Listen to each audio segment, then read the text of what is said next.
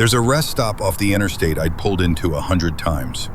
One of those 24-hour places, concrete plaza, dead vending machines, one light overhead that never quite holds. It's lit, it's public, there's a building, so I always felt safe there. That's the part I had backwards. It was past midnight. Mine was the only car in the lot, parked way out in the far corner, away from the building. I didn't pick that corner for any reason I could name, but when I came back out, my front tire was flat, sitting on the rim. And that bothered me, because the tire had been fine. I checked the pressure 2 stops back. Fine then, flat now in an empty lot in the dark. No nail I could see, no glass, no reason. Just fine, and then not. So I'm standing there, phone out, trying to remember if I even know how to use a jack. And a voice, very gentle, comes from a few feet behind me. An older man, soft-spoken, smiling the way your friend's dad smiles. That doesn't look like it's getting you home, does it? He was kind, immediately, completely kind. Already had a jack in his hand, said he kept one in the trunk, never knew when somebody'd need it. Before I could even answer, he was kneeling at my wheel, out there in the far corner, in the dark, doing me a favor I never asked for. I crouched down to help, reached for the lug wrench, and he stopped me. Not rough, just a soft hand laid over mine. No, he said, you just relax. Let me take care of you. At the time, that sounded like kindness. So I stood back, and he worked, and he talked. That easy drifting talk older men do.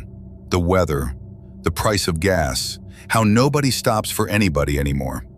And threaded through all of it, gently, he started asking me things. You meeting somebody tonight? Eyes on the wheel, not on me. Long way to go yet? Or you almost there? Anybody know you stopped off here?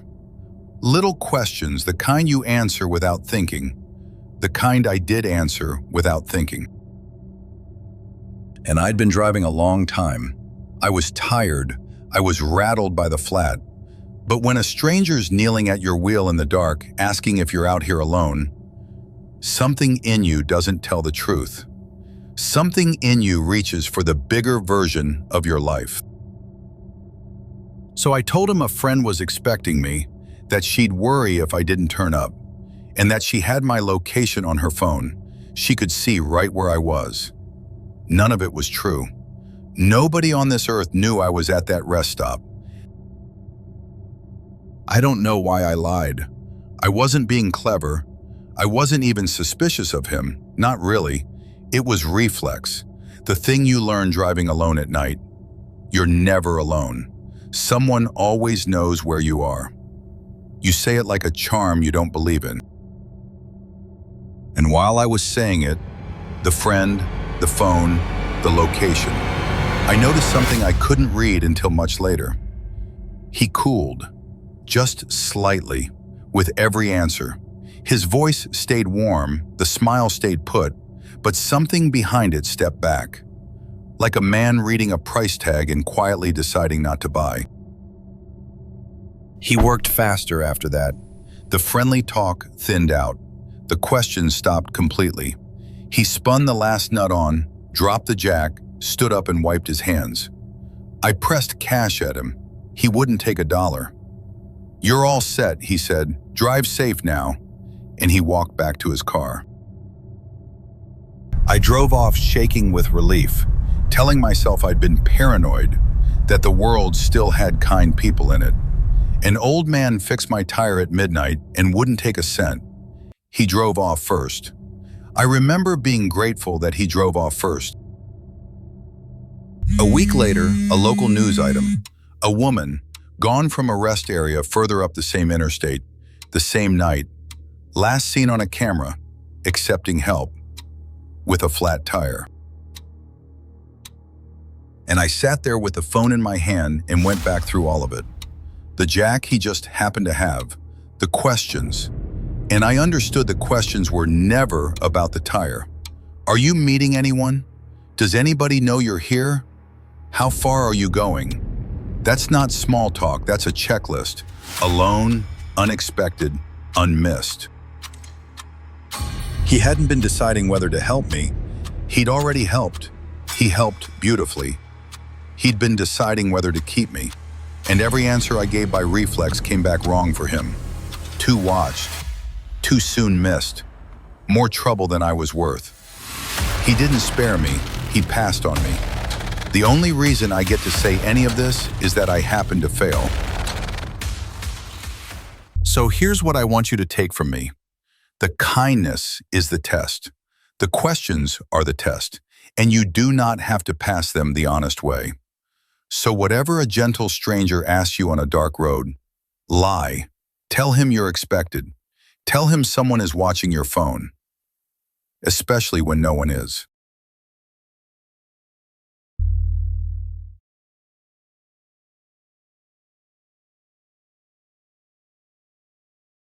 I live on a quiet street, the kind where nothing happens. Same cars, same windows, same porch lights every night. You stop seeing it after a while. It all just blends into safe. Until one night, something on that street didn't belong. And I noticed. It was late, past 11. I was up, lights low, half watching something, the street outside dead quiet. And then I heard it. A small metal sound from out front. The click of a gate latch. Not mine, a few houses down.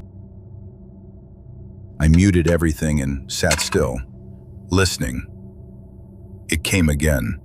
A different gate, then another. Someone was moving down the street, opening gates, slowly, one after another, coming this way. I went to the window, didn't open the blinds, just put my eye to the gap. And across the road there was a figure, all in black, standing perfectly still in front of a house and shining a light at it. Not sweeping the light around, not searching the way you'd look for a dropped key. He held it steady, on one house, on the front of it, like he was reading it, studying it, for a long moment. Then the light clicked off. I told myself, delivery driver, lost, checking house numbers. That's a normal thing. People do that. But a delivery driver checks one house, the one he's looking for. This man moved to the next house and did exactly the same thing. Light on, held steady on the front of the house. A long, still moment. Light off, a few steps. Next house. Light on again.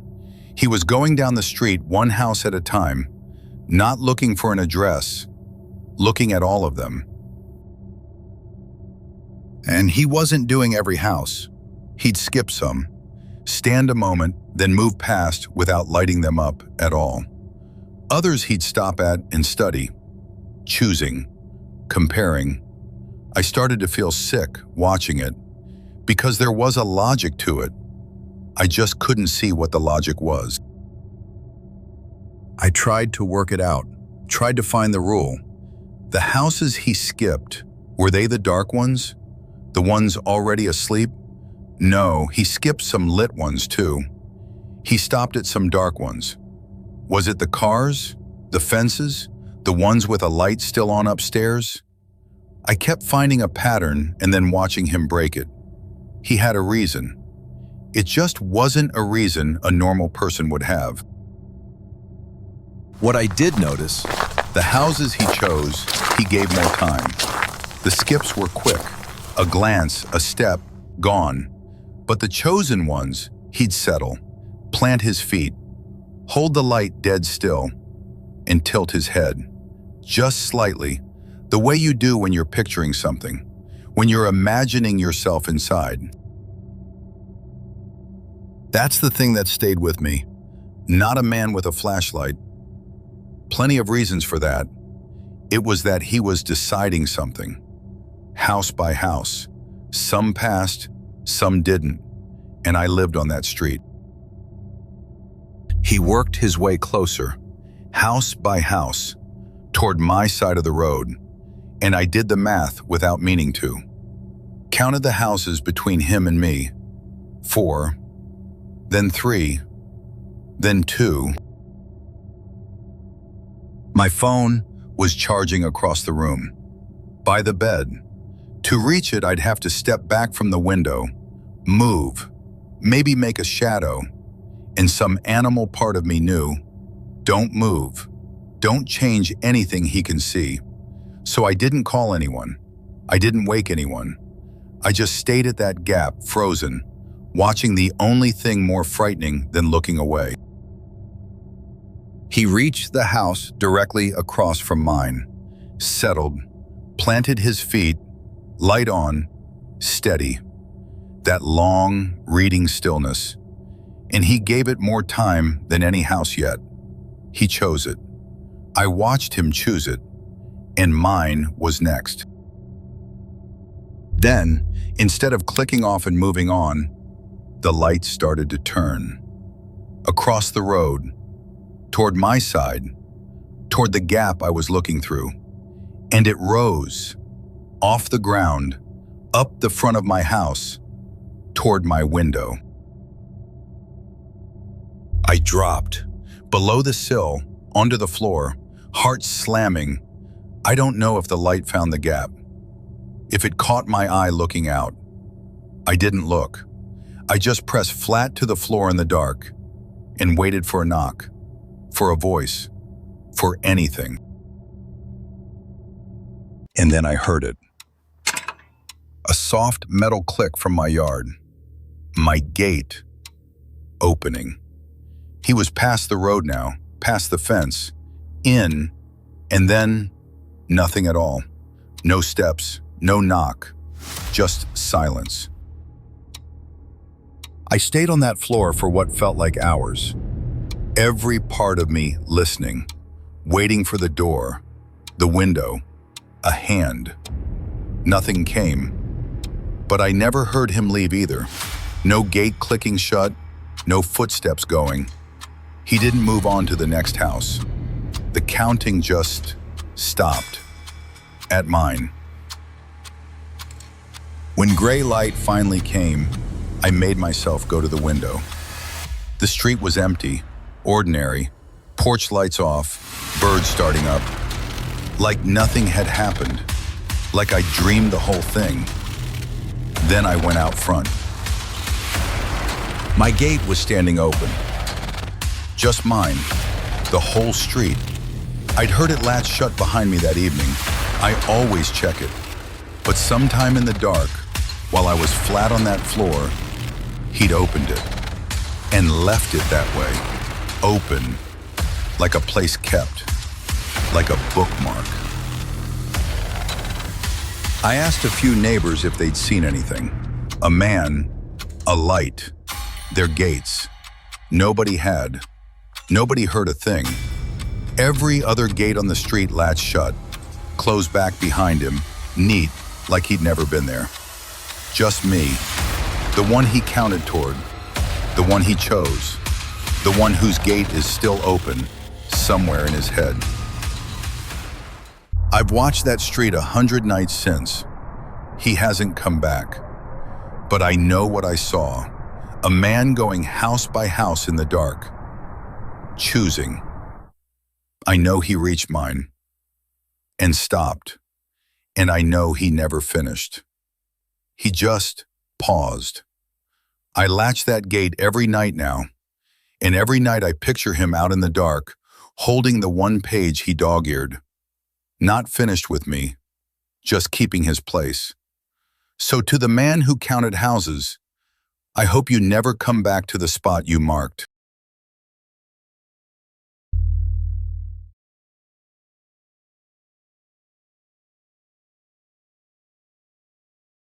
The way my place is built, the head of my bed sits flush against the outside wall. On the other side of that brick, a foot away, no more, is the narrow strip down the side of the house, the bins, the meter box. So when I sleep, my head is a foot from the open air. I live alone at the dead end of the row where the road runs out. I used to like that, quiet, mine. I never once thought about that foot of brick, until I had to. Nobody passes the house. There's nowhere past me to get to. No reason for a footstep down that side strip at night. No shortcut, no neighbor, nothing back there but my bins and a steel box on the wall. Which is why, when a sound came from exactly there was no innocent shape to put it in. A few weeks ago, I woke at 3:30 in the morning, not to an alarm, not to a dream, to a sound, on the other side of the wall, right behind my head. A small sound. The sound a person makes when they're working hard at being quiet. A faint scrape, a click, a stop, then again. I lay there not breathing, telling myself it was a cat, the wind, a possum in the bins. But it had a rhythm, a care to it. Animals don't work carefully. People do. I didn't go to the window.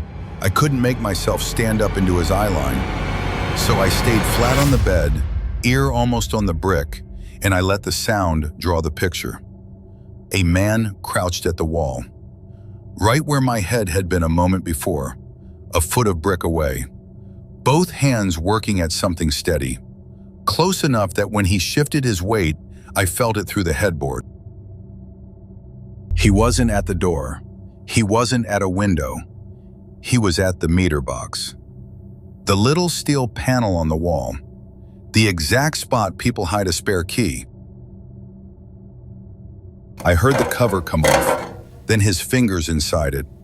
Not rummaging, his hand went straight to one corner of the housing. No feeling around, no second guess. Like he'd put something there himself.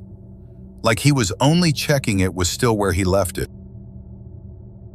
I have never been so still in my life. Because of what I understood, lying there with my ear to the brick, he wasn't trying to break in. Breaking in is loud, fast, frightened. He was checking the way to walk in. Quiet, like he had a right to. Then it stopped. I heard the cover fit back on. Squared, settled, so it sat exactly as before. And footsteps back up my driveway, not running, easy. The unbothered walk of a man stepping out of his own front gate. In the morning, I made myself go and look. The box was shut, neat, cold to the touch. Whatever he'd done it so clean it looked like nothing at all. Nothing I could photograph, nothing I could hand a single living person and say, "Look, here, this happened." Just a tidy steel panel on a wall, and the certainty in my own chest that a man had had his hands in it inches from my sleeping head. And not one fact in the world to back me up. I stopped sleeping with my head against that wall, dragged the bed to the far corner, felt stupid doing it, but the first night, lying the new way, facing the wall instead of beside it, all I'd done was give myself a clearer look at it. I lay awake staring at the brick, waiting. Nothing came.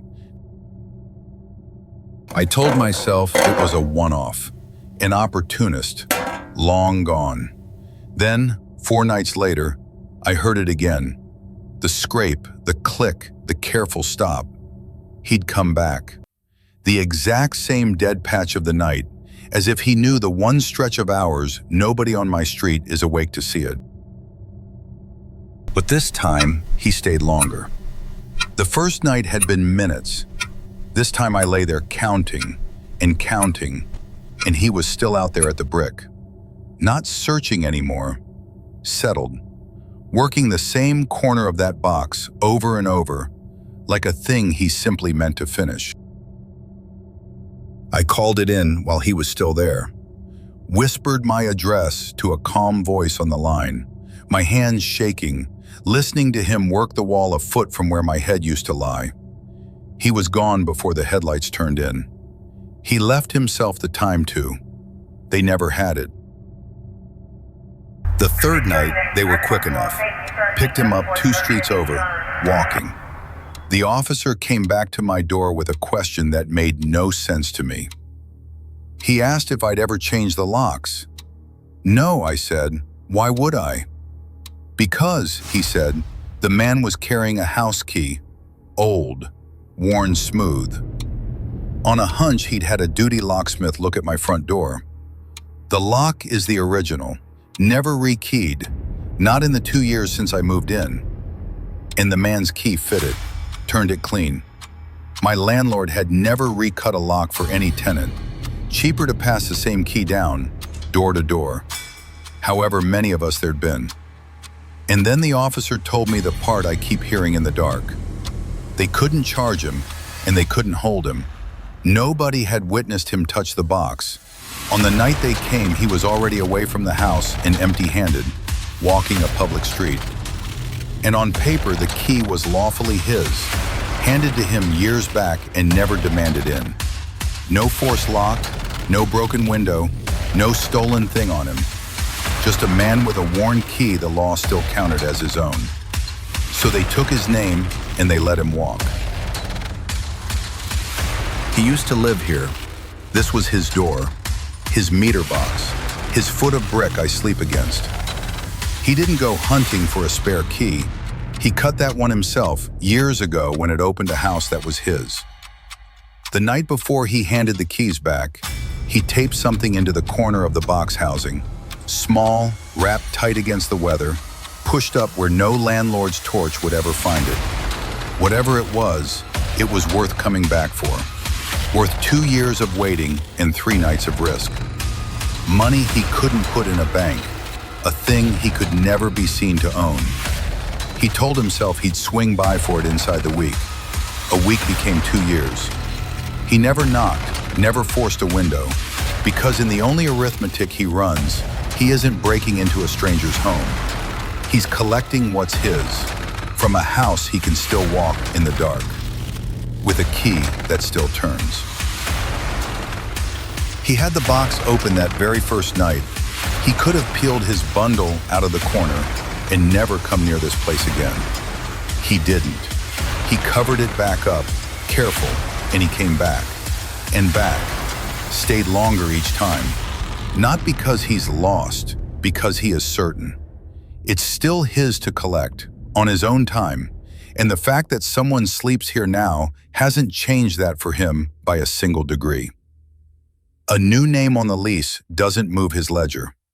I've got cameras on every corner now, motion lights, front and back. They've caught nothing since. Not him, not anyone. But a man that's certain doesn't quit.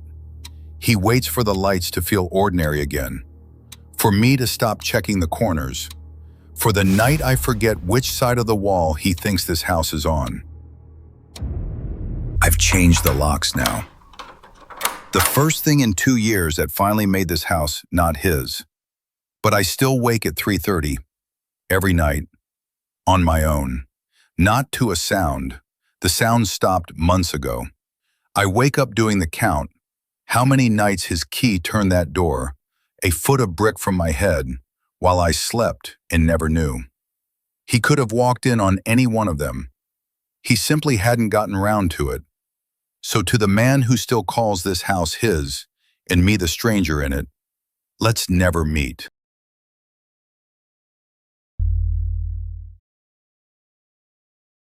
If you're still here, in the quiet after all 3, then you already know the worst ones aren't the ones who break in.